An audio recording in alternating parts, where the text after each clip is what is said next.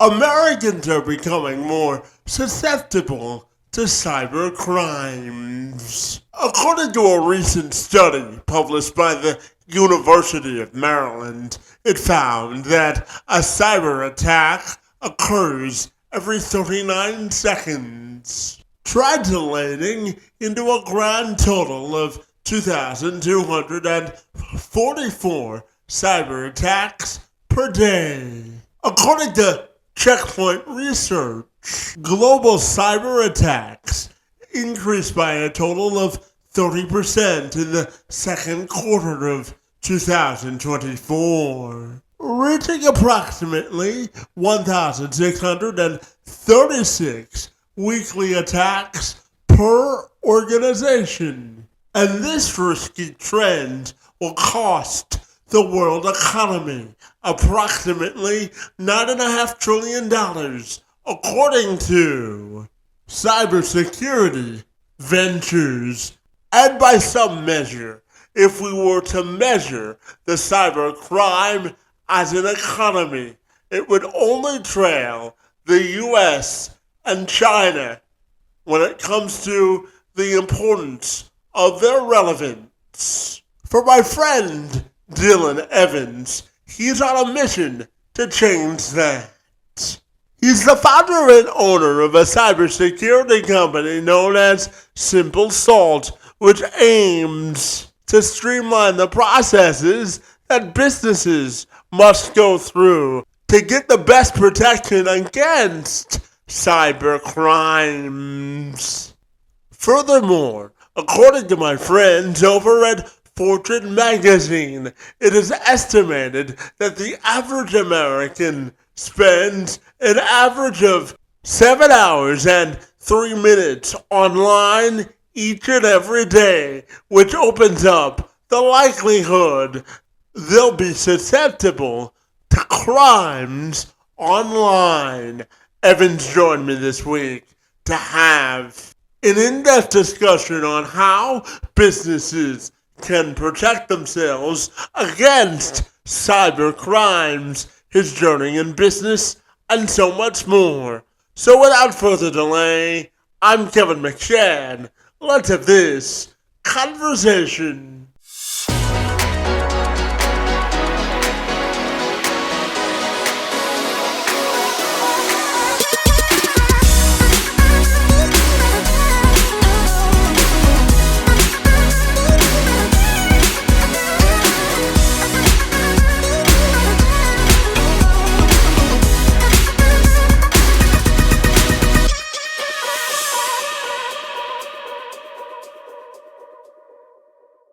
So, Dylan, if you're ready, my friend, I'll take a moment to welcome you to the program, and I'm super excited to learn how you help businesses be protected against cyber crimes, my friend. Great to see you, and thank you for a few minutes.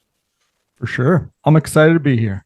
Absolutely. So, Dylan, just before I ask you about your company and how you work to protect people against internet crimes, I wanted to give you the floor to tell me how prevalent of a problem is it in today's society with so many people in the digital age on the internet, and what sort of steps do you think people need to take to protect themselves from internet crimes when they surf the web, my friend? What are your thoughts there?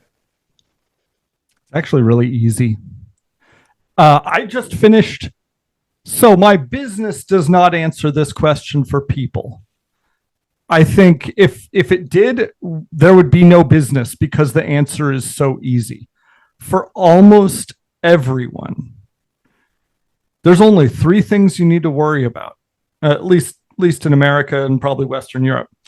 People taking bad debt out in your name. Think like credit cards or something, or there's people filing false tax returns and running off with a refund. And then there's just people tricking you into giving them money. And they're all easy to fix. You don't need any fancy techno wizardry or anything. You get a credit freeze. For the tax, you just set a PIN. And for getting tricked not to give people money, well, that's different for everybody, but paying with credit cards only goes a really long way. Because, you can go back a year and say, hey, that was fraud. And they say, okay, it's covered. Don't worry about it. Have a great day. And that's all you need to do. Yeah, and I know, Dylan, that your company aims to streamline the grueling process that businesses undertake when they face trying to come up with their best defenses against cyber crimes, my friend. So tell me all about Simple Salt and the way it works, my friend. Yeah. So for businesses, it's harder. It's like, because every business is different. You can't follow a checklist, right? Like if you think following a checklist of tech products to buy is going to make you safe, I got a bridge in Brooklyn to sell you. What works for someone who has secrets is not really the same as what's important for someone who has a lot in the bank account and they can't afford to get it drained. We primarily help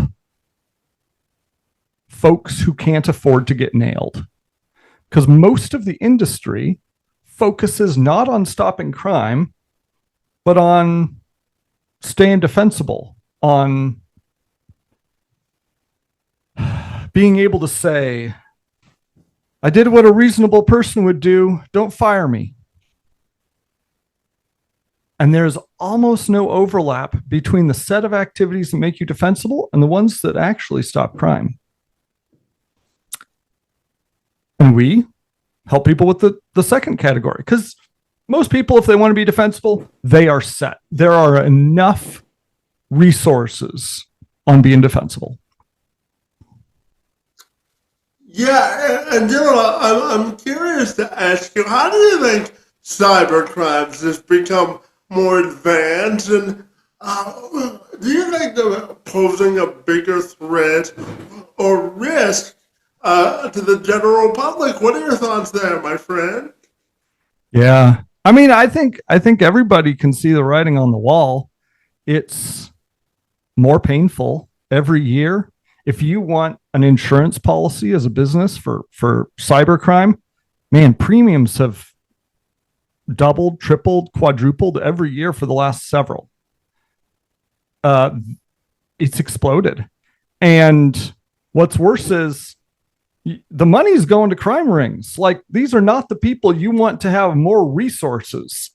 And in some cases, like bad nation states, when you get nailed, you might be contributing to North Korea's nuclear weapons program if you pay them off. Yeah, and Dylan, if I asked you to create a roadmap of success intended to keep people safe online, what do you think are some of the things you would put on that roadmap, or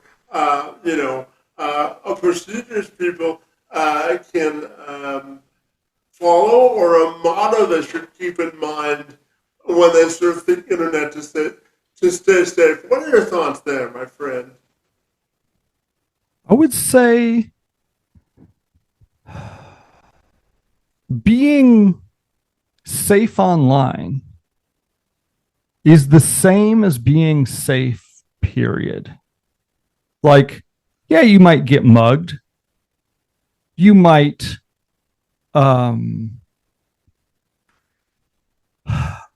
fall victim to some sort of scam, but everything important we do these days is on the internet. So most crime is internet crime. Most of the stuff, unless it's physical danger to you, crime is crime. And even if you go full Amish and say, oh, I'm never touching a computer again because all these bad hackers on there, it's the world. It's even if you're not doing it, someone you do business will, because banking systems online, financial systems are online, everything is. So it's all the same old stuff. It's just tricking people, except this time on computers, because that's what we mostly use to communicate.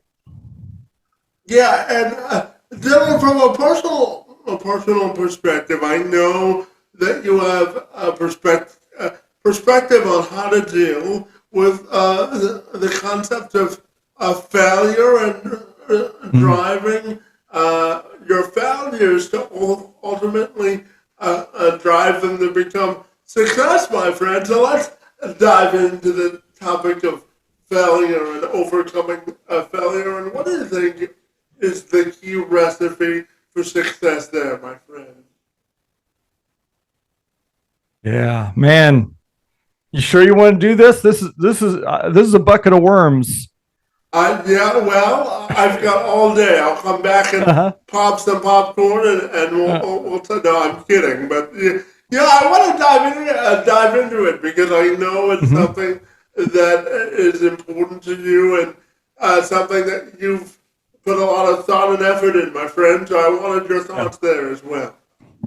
I have failed a ton in the last 5 years, and I've put a lot of thought into it, as you say. It starts with the word. Failure connotes two things. All a failure is a non-ideal result. You didn't get what you wanted, and this social baggage that you are less valuable, you are less worthwhile because of that event.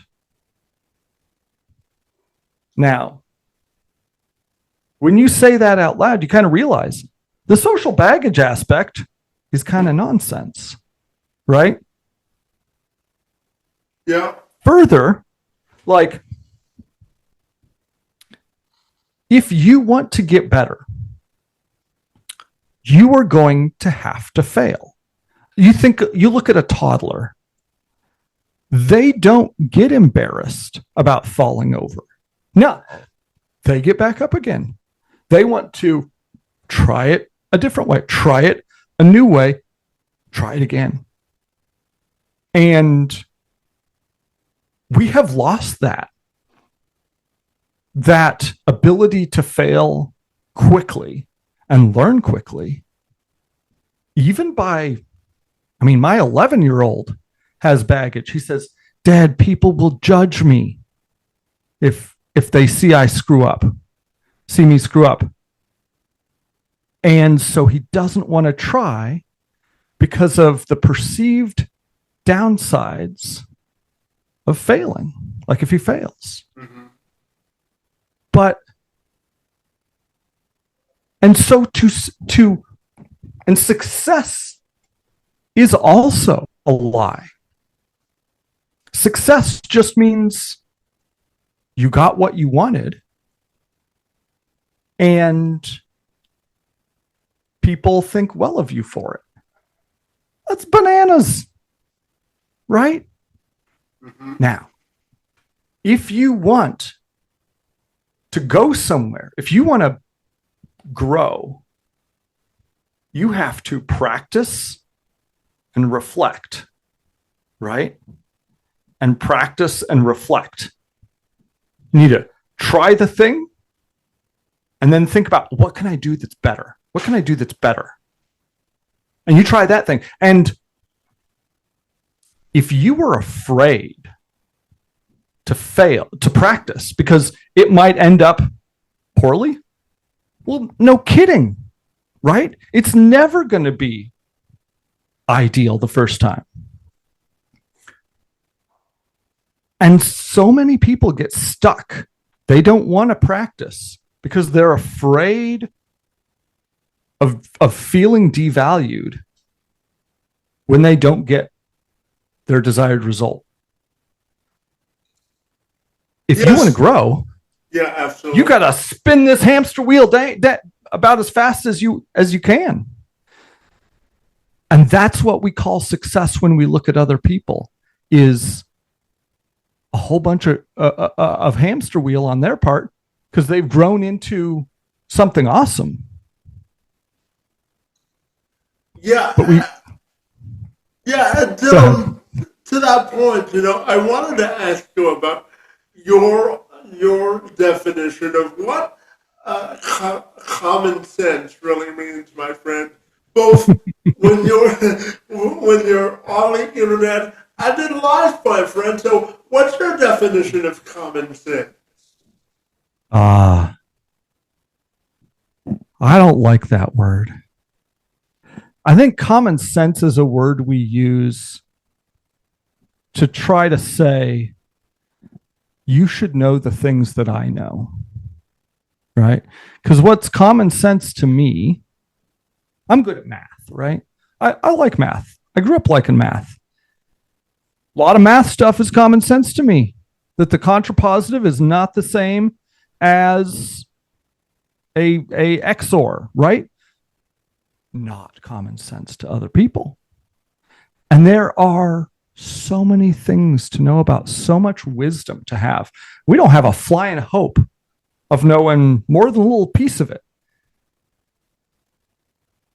So, yeah, I don't like it. Fair enough. So instead of common sense, what would you classify as amassing wisdom in life, my friend? Let's try this question another way. What does it mean to you to amass wisdom in life? Man, these are hard questions. How do you amass wisdom in life? When you say wisdom, that makes me think like you understand how it really is underneath the surface. You understand how it works. You understand the why. Many people just follow the shape of success, right? They follow somebody else's checklist. And they're endlessly frustrated when they don't get the result. Like, look at fad diets, right? I did all the things. I didn't get thin. And wisdom is understanding why the fad diet works or under what circumstances it works. I'm going to stay on brand. I'm going to say growing, like doing that practice, reflect cycle. That's how people gain. That's how I gain anyway. Deeper understanding and wisdom. What about you? Dylan, I'm going to share just a little bit about myself before I answer that question. So, Dylan, when I was born 3 months premature, and I was born with what's called spastic quadriplegia, cerebral palsy. And I found out at the age of 9 that I wouldn't be able to walk for the duration of my life because of the severity of my disability. So my definition of wisdom is amassing different perspectives in order to formulate and calculate a perspective on life that is both objective, fair, and sort of gives me my own personal identity. So my idea of wisdom is the experiences that we have that help us to create our own collective and individual identity. So that's how I look at wisdom. When you do that, this is very interesting. I'm loving it. What do you ever say, all right, that perspective, it's real for this person, but it's trash. Like it's built on a lie, or I reject it. Is that ever your outcome? Well, Dylan, I have to tell you, I started this podcast 4.5 years ago because I said, I looked at the world and I said there has to be more that brings us together than brings us apart. And, everyone that I interview on this podcast, I don't necessarily agree with, but sometimes, I learn from the wisdom or sometimes the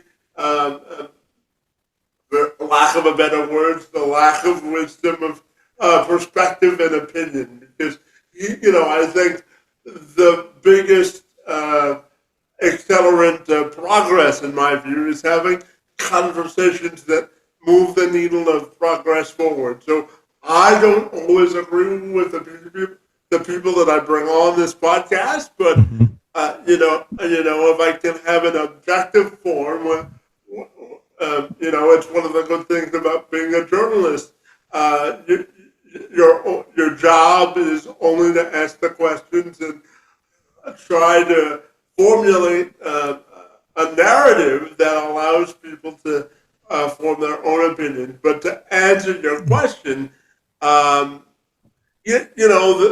the beauty of society. I always look at life as a standard deck of playing cards, Dylan, and I say that we're all given 52, a deck of 52 cards at birth, and we have to, our life experience is intended for us to shuffle the deck in the direction that we want to go. My perspective will be different than yours, and the next person I talked to today. But the good thing about life is that objective opinions are how we move the needle of progress forward. So that's my answer. I hope it answers the question.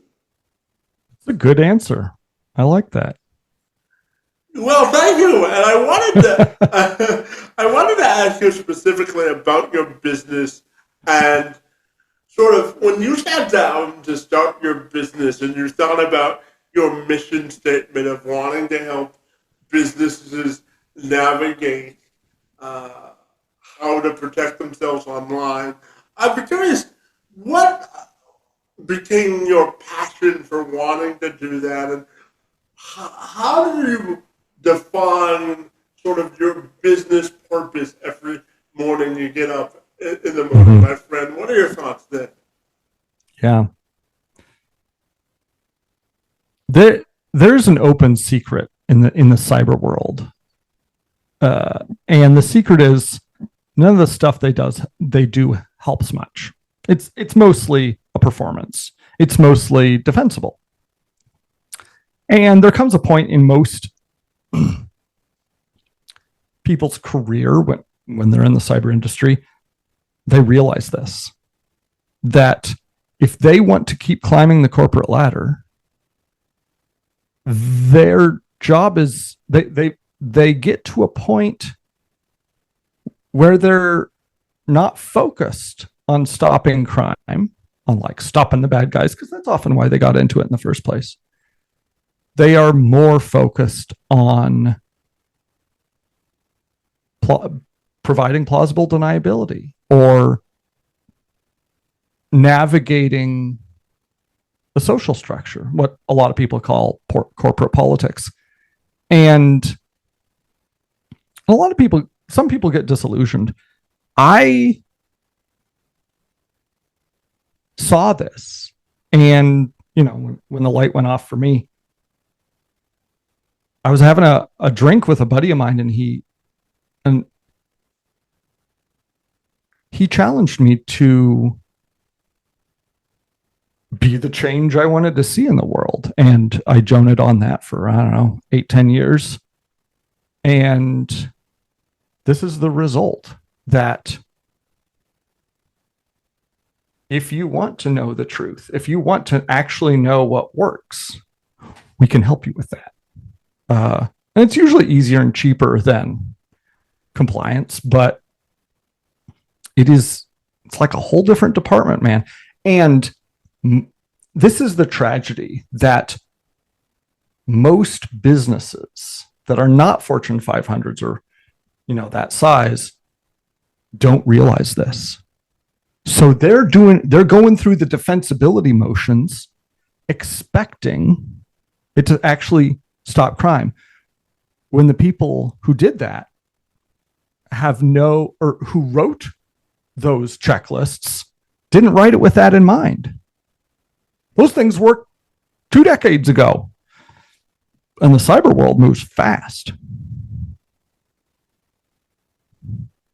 Yeah, and Dylan, I also was curious to know your perspective on the lessons you've learned in business that help you to excel in your personal life, my friend. How do you think those two things are interconnected in your view?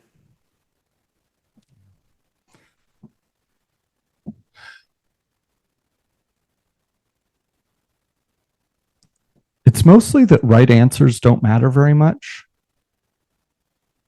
What matters is helping the people around you. And that means knowing them and caring about what's good for them, what they think is good for them. It's humanizing the people around you. Like, excellence in sales is not some smarmy Cutco script. It's listening and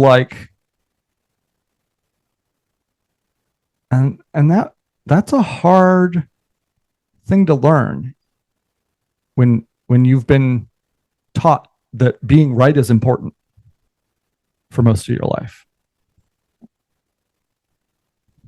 Yeah, and Dylan, when we look at the world of cyber crimes today, I'm curious to ask you about trends, what you're seeing in today's society when it comes to cyber crimes that people should be vigilant for when they surf the internet, or if they want to get into the business world as well. What are your thoughts there? For people who want to get into the cyber industry, did I understand that correctly? Yeah, people who want to get into the cyber industry and more broadly, just trends in cyber crime that you're seeing today that may affect both business people and those who use the internet on a regular basis. What are your thoughts there? Yeah. The trends in cybersecurity are don't look at the news, because it is fundamentally a cat and mouse game. And if you keep looking at the specific tricks and the back and forth between criminals and people trying to stop them, and you look very, very closely at the tools and the scripts and the specifics, your eyes are going to glaze over after a couple of years. And this is what often happens to cyber people, is they realize trends in the usual case don't apply. What applies is it's just constant churn. And the people who succeed are the ones who see the pattern underneath, who see the constants. One of the constants that's been true since, I don't know, the 80s is, what are your single points of failure? What risky thing do you do that if it went out, if this person got real mad and started being terrible, or their account got broken into, how bad would it be? Stopping single points of failure is like audit and site reliability engineering. Like, that is the underlying truth theme behind all sorts of disciplines, including security. Sorry I didn't answer your question. Friends are boring. That was comprehensive for sure. And I'm also curious to ask you about the idea of the role that corporate America, as well as the government, should play in helping to protect the consumer and the business person against cyber crimes. What are your thoughts there? Oh, man. Yeah. The government has a hard job on this, right? Because they really are interested in stopping crime on a large scale. They, more than anyone else, don't want more money flowing into North Korea's nuclear weapons program or, Russian crime rings. That's a risk at the nation state level. But they walk a line, right? They have to, man, it's hard sometimes to create incentives and laws and guidance that change industries. And a lot of their efforts have not succeeded. Like HIPAA from 25 years ago is kind of a joke. SOX, now Sarbanes-Oxley, that was effective. And PCI was effective. Now that's not the government, that's just the credit card bureaus or companies. And what I notice about the effective efforts, to solve an industry-wide problem or a country-wide problem is they don't say how you should do it. They say, this is what we want, and they apply incentives to get people to do it that way. So if you spell out all the requirements in your law about what people need to do, it ain't going to work. But if you, like GDPR is a great example. If you suck at this so much and you lose people's consumer data and that now they have problems they got to fix with their credit file and like their lives are hurt, we will charge you up to 4% of revenue. That's an enormous incentive.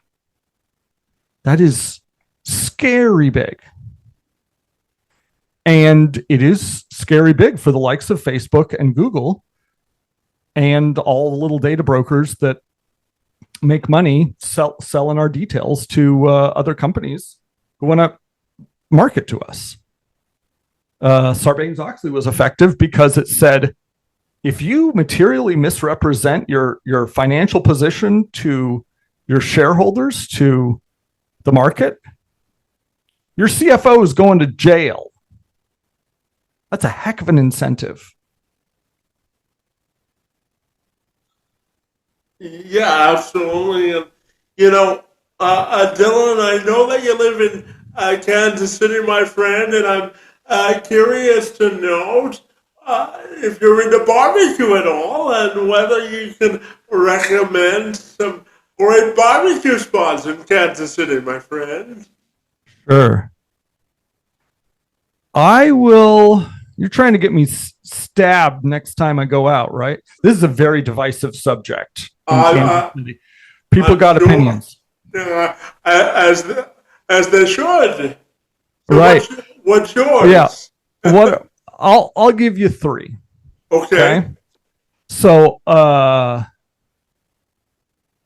the crowd favorite is Oklahoma Joe's.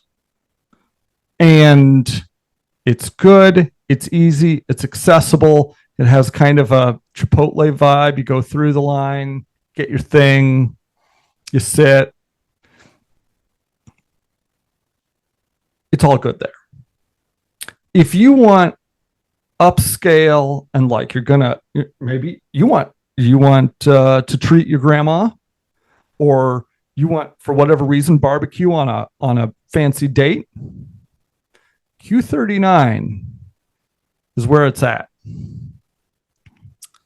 And if you want to commune with your roots and like have a spiritual experience with meat, Arthur Bryant has not been beat.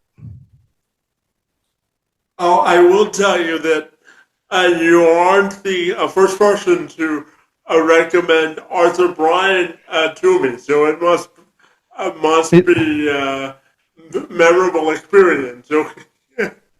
It is success without any shine on it. It's like if you took excellence and you shaved off all of the glitter and all you had left was the substance of great barbecue. That's Arthur Bryant. But, fancy dates, sometimes you want a little glitter. I could totally get with that, but I know you also mentioned that traditional approaches to delivering sort of security, defensibility may be changing, my friend. So, how do you why do you think it is a good idea to remain nimble as we come up with defenses to cybersecurity online, my friend? What are your thoughts there? Yeah, this one's tough because nimbleness is important, right? Like every CEO knows this. The faster you can pivot your company means you can take advantage of opportunities quicker. You can avoid risk that a big lumbering organization cannot. In terms of cyber, like one example is antivirus has not been interesting in 15 years. Like you mostly don't need it. You don't need a name brand antivirus. In fact, getting a name brand one is often worse because it's so poorly coded. It introduces holes that didn't exist there before. Another example is multi-factor. Multi-factor authentication was huge, like really effective 10 years ago. And it's finally hit its zeitgeist. And everybody's got multi-factor. And every time I log into another site, it says like, you need to you give us your phone number so we can send you these little pins. Man, they sell commodity software on crime ring forums that trivially gets around those numbers they send to the phone. Like that hasn't worked for 2 years. That hasn't been helpful for 2 years. If you want strong authentication, you want password manager works real well, works a lot better than those pins they send you. Or and there are other really effective things, but this is how fast it moves. It's 2 years. 2 years. And what's effective stops working. Well, that's the crux of remaining nimble, for sure. And Dylan, I'm also curious to ask you, how do you think we get more young people excited about entering a career in cybersecurity? Because depending on the field you get in, it could pay you a lot of money, and it's important work. So tell me, how do you think we get more young people interested in a career in cybersecurity? I think getting them interested is not the problem. Reducing the perceived barrier to the career is the big problem. Because when people hear cyber, they think of like techno wizards and hackers, and they think, oh, I'm not smart enough for that. Right? They think they need to be a hacker, or they need to like go hand to hand techno wizarding against another hacker, right? That's a load of hooey. There are so many good careers in cyber that are not terribly technical. Because if you are trying to protect an organization, you are as strong as your weakest link. And so protecting is a lot more about not forgetting anything and getting a lot of details right than it is about being real good at one savanty thing, right? One savanty thing. I mean, that's what the hacker's job is. But the defender's job is like making sure all the things get done and are working correctly. And that's a thing that a lot of people can do, being organized.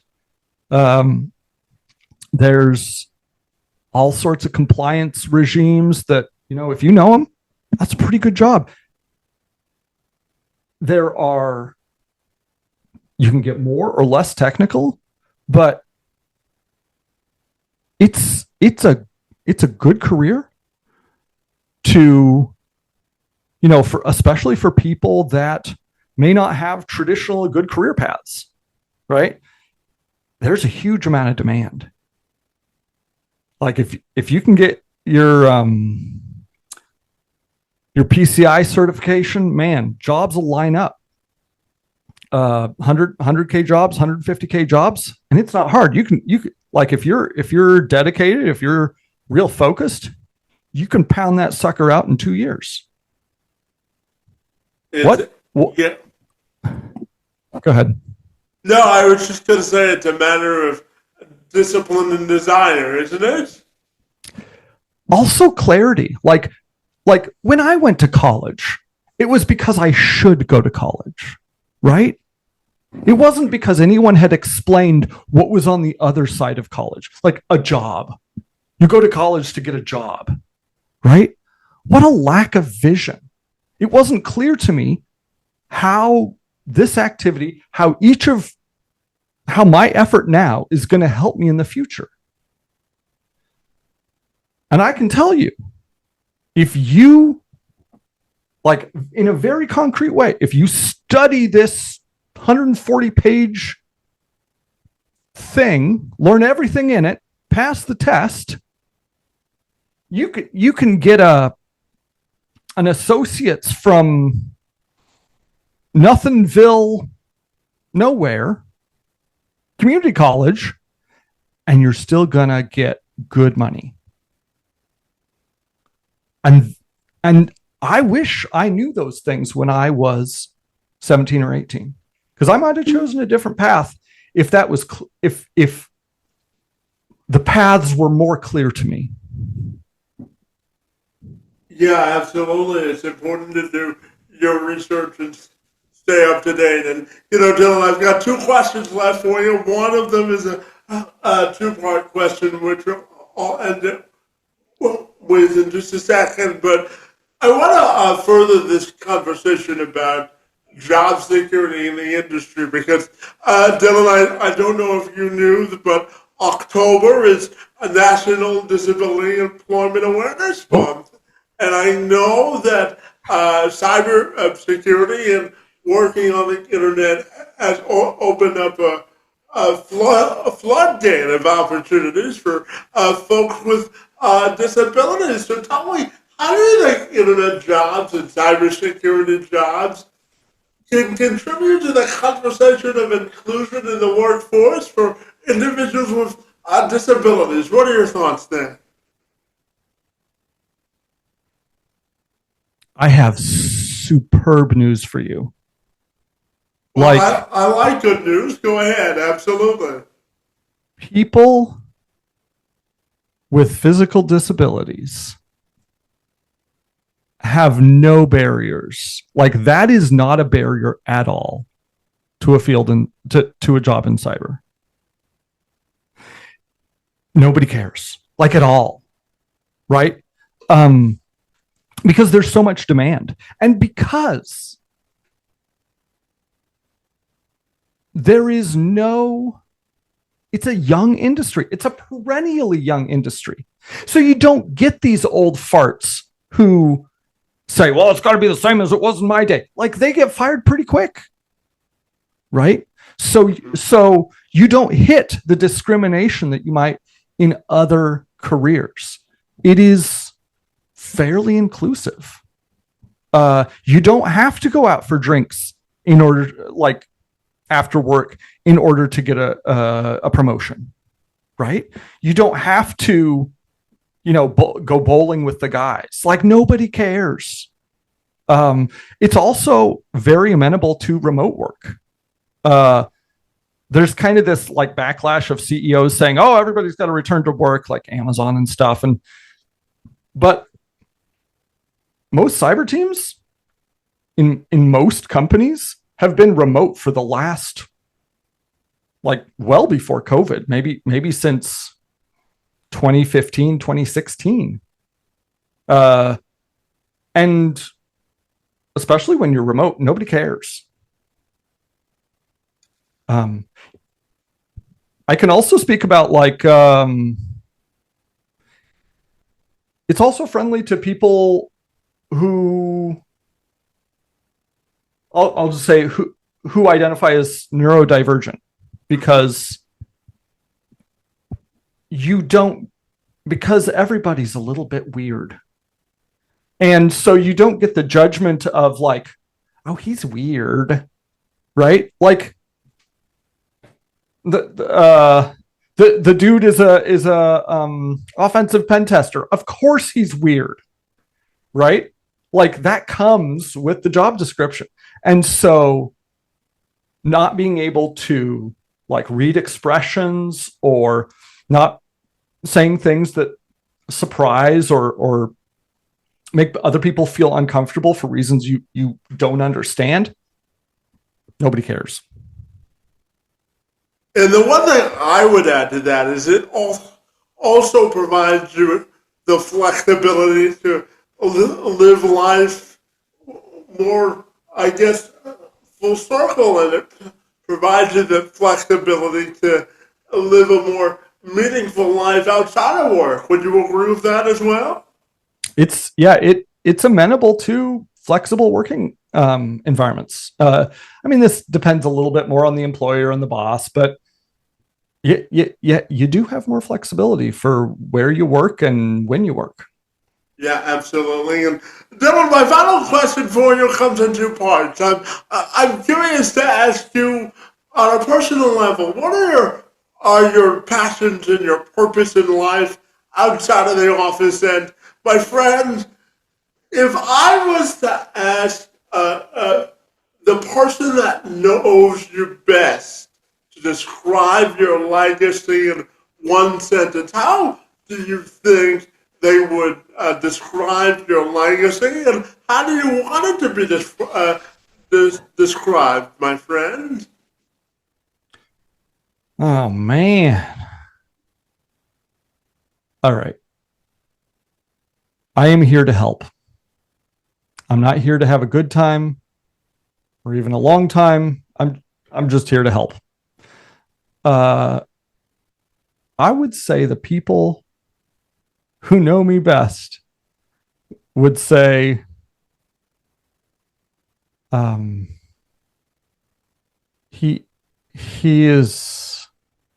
he's an idiot.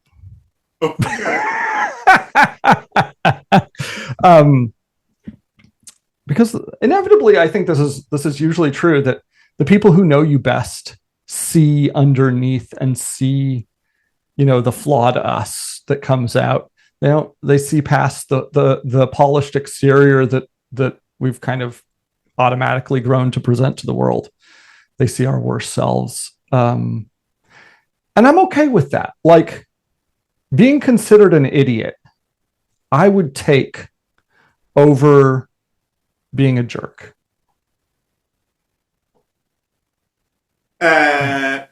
Is there a reason behind that? I don't know. Ethics, how I was raised. Fair That one enough. time I got dropped on my head, I don't know. Fair enough, my friend. And finally, Dylan, tell me if people want to get connected with you and the good work you're doing in cybersecurity, my friend, what's the best way they can do that?